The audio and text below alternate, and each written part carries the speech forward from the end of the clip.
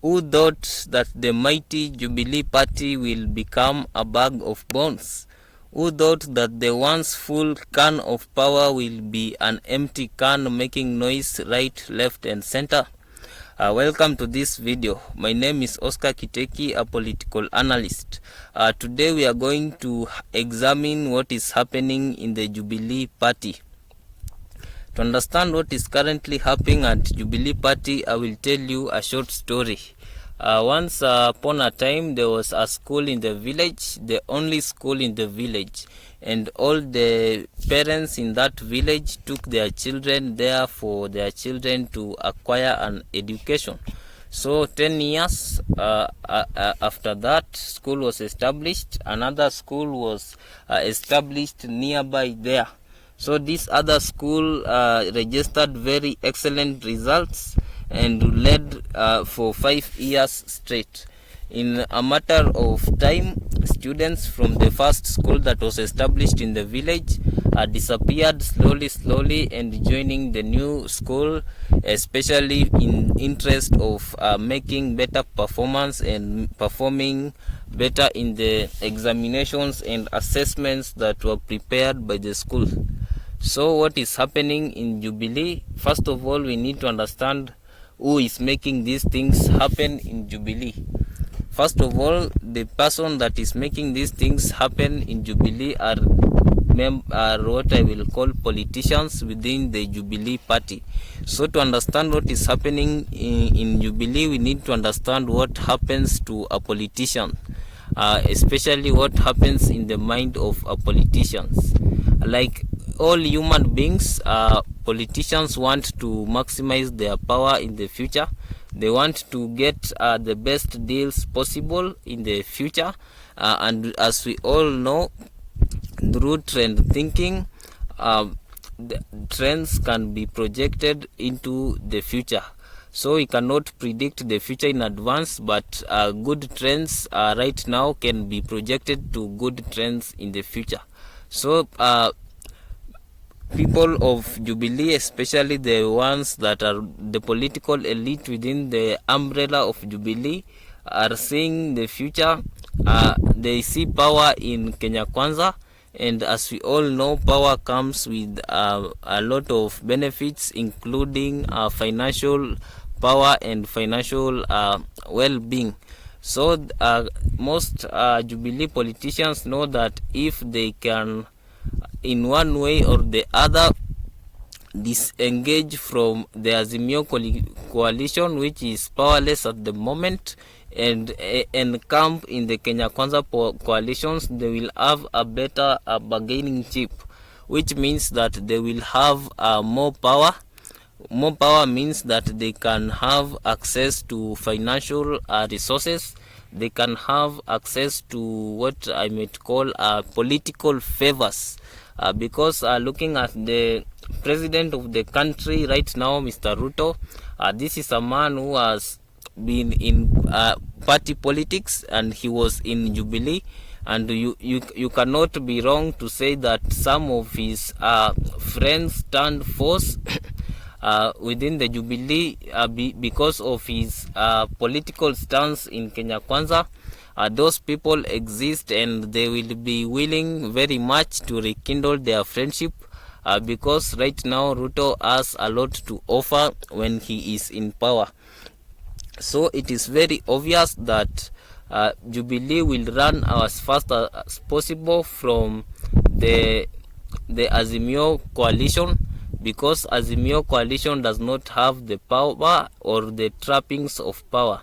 And it is also very possible that in the future, even after Jubilee decamps from Azimio, Jubilee itself will not be able to stand, but it may join Kenya Kwanza, and even at that position, it may not also be able to stand, and the members will join another political parties, or even just be part of this Kenya Kwanza, because Jubilee was a party that was based upon individuals and not upon concrete political policies or strategies for the long term. What we need to understand is most political parties in Kenya do not necessarily have what I call a strong ideological base. Most parties operate as instruments to get people to power, and once people are in power, they lose their meaning. The reason why we have not seen the destruction of Orange Democratic Movement, or what we call ODM, is because the king of ODM, Mr. Raila Odinga, has not yet assailed power in this country. That is why we find that up to this moment ODM is still vibrant. But if you study history well, you find that most ruling parties, after achieving their aim of getting power or having one of their members in power, they slowly lost their meaning, which means that in this country most political parties have no agenda for the Kenyans at all. Their own preoccupation, or what I might call their king purpose, is to get individuals to power. So Jubilee, to understand Jubilee, we need to understand two individuals, and that is Mr. William Ruto and Uhuru Kenyatta. These individuals were the backbone of Jubilee, and the Ruto's separation from Jubilee marked the beginning of the end for the Jubilee party. So the situation on the ground right now is that as long as these two individuals, Jubilee does not represent any interest to them or any future promise of power or any of those things, it is obvious that Jubilee will keep crumbling and crumbling and crumbling. This is what happens in politics, and also we see parties such as Ford Kenya, parties such as KANU also underwent this kind of transformations. So the problem here, of course, is that African concept of political parties is always about it is only short-lived, in which we see parties being instruments only to acquire power, and once power is consolidated, they lose their relevance and validity. This is something that we need to somehow change, going deeper into the 21st century. I believe also with Kenya Kwanza elections, in the Asla campaign slogan is something different. This is something that showed that somehow politics can be exercised outside the ideological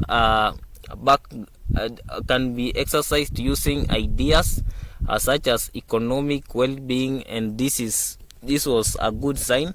We believe other parties can also start embracing and practicing some clear conception, having a clear structure, because this is now what will enable this country to move forward.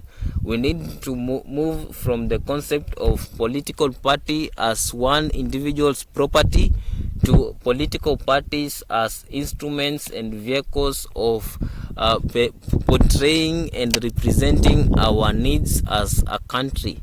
And in order to move in that direction, I believe the political leaders and the political elite are those that are in positions of power and have the necessary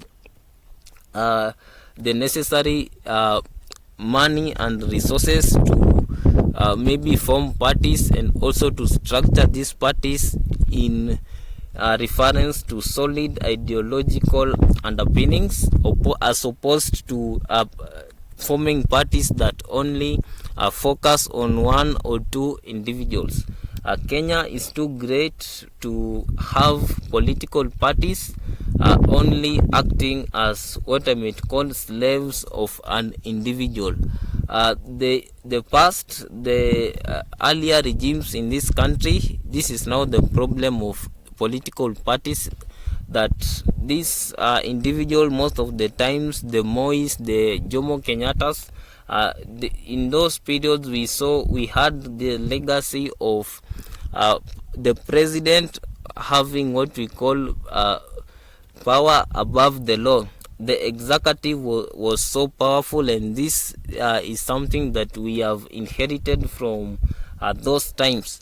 So to make changes to this thing, it will take time. It is not something that we can just wake up and say that we want better electoral politics, especially in reference to political parties.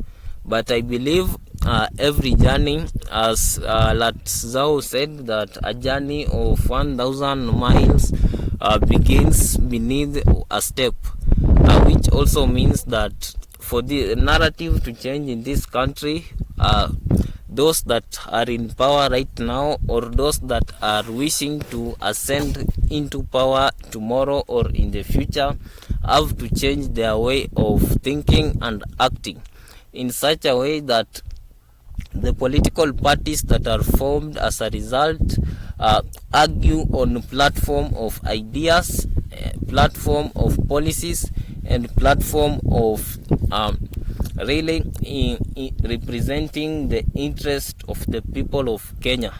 So for this to happen, of course, maybe the country, the Kenyan country right now is barely 100 years old. It is very young at the moment.